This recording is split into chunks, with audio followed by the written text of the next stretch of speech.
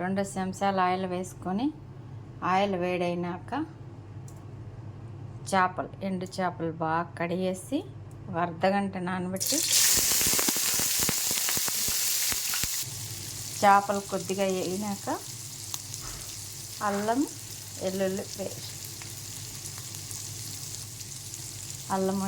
Paste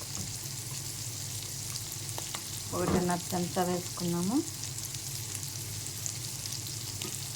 అలాగే కరివేపాకు కొద్దిగా వేసుకున్నాము.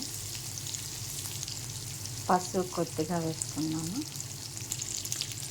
సాల్ట్ తగినంత వేసుకున్నాము.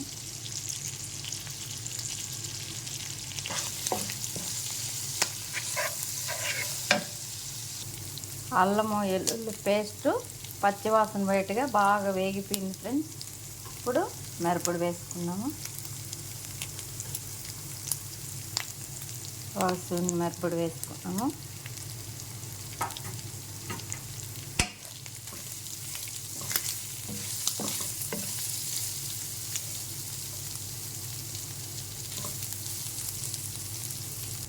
ఆఫ్ చేసేసి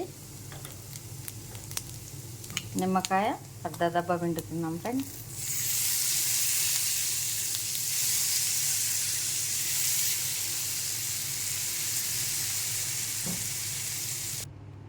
ఇలా చేస్తే చేపల కారము 6 నెలలు బయట పెట్టినా కూడా చెడిపోదు ఫ్రెండ్స్.